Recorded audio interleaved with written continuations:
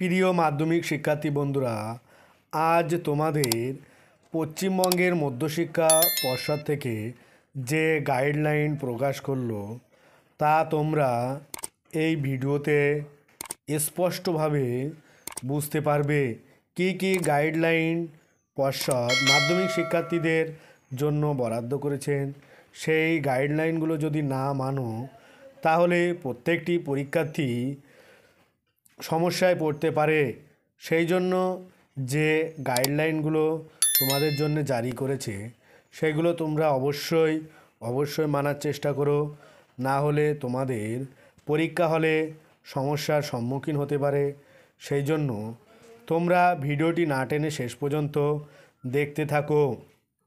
চলতি শিক্ষাবর্ষে অর্থাৎ 2024 সালে যে সকল শিক্ষার্থীরা মাধ্যমিক পরীক্ষা দেবে তাদের জন্য পর্ষদের তরফ থেকে গুরুত্বপূর্ণ গাইডলাইন প্রকাশ করা হয়েছে।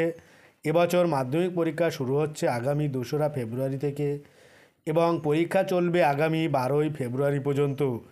যেহেতু পরীক্ষার আর বেশি দিন সময় নেই, তাই পরীক্ষার হলে কিছু নিয়মকানুন মানতে হবে।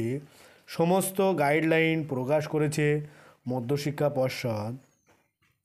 সেই জন্য প্রত্যেক শিক্ষার্থীকে পর্ষদ প্রদত্ত যে গাইডলাইনগুলো দেওয়া হয়েছে সেগুলো অবশ্যই মেনে নেবে।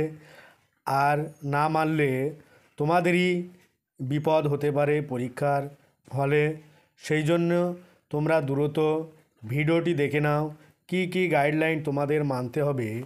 সমস্ত তথ্য এই ভিডিওতে তোমাদের একের পর এক জানানো হচ্ছে।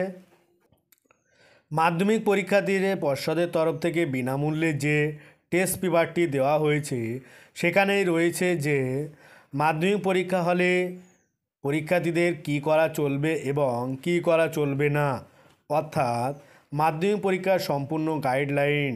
সেই গাইডলাইনটিকে বলা হয়েছে বিস্তারিত জানতে সম্পূর্ণ ভিডিওটি দেখতে থাকুন, তাহলে তোমরা জানতে পারবে যে তোমাদের গাইডলাইনে কি কি তথ্য দেওয়া হয়েছে। প্রত্যেক শিক্ষার্থী অ্যাটেন্ডেন্স শিটে সই করার সময় প্রশ্নপত্রে ক্রমিক সংখ্যা লিখবে। পরীক্ষা কেন্দ্রের ভিতরে তোমরা অভিভাবকদের নিয়ে যাবে না। তারপরে পরীক্ষা কেন্দ্রে কোনো মোবাইল ফোন নিয়ে যাবে না। পরীক্ষা কেন্দ্রে কোনো প্রকার ইলেকট্রনিক যন্ত্র নিয়ে যাওয়া যাবে না। আর পুরো পরীক্ষা শেষ হওয়ার আগে প্রশ্নপত্র নিয়ে পরীক্ষা কক্ষ থেকে বেরোনো যাবে না। তারপরে কোনো পরীক্ষায় ভালো নম্বর অর্জনের জন্য অন্য কোনো উপায় অবলম্বন করবে না, মানে মাইক্রো করবে না। যে সকল পরীক্ষার্থী এবছর মাধ্যমিক পরীক্ষা দেবে তাদের এই গাইডলাইনগুলি পরীক্ষা হলে মানতে হবে। কোনো ছাত্র বা ছাত্রী যদি মধ্যশিক্ষা পর্ষদের গাইডলাইন অমান্য করে তাহলে ওই পরীক্ষার্থীর পরীক্ষা বাতিল করে দেওয়া হতে পারে। আজ ভিডিওটি এই পর্যন্ত।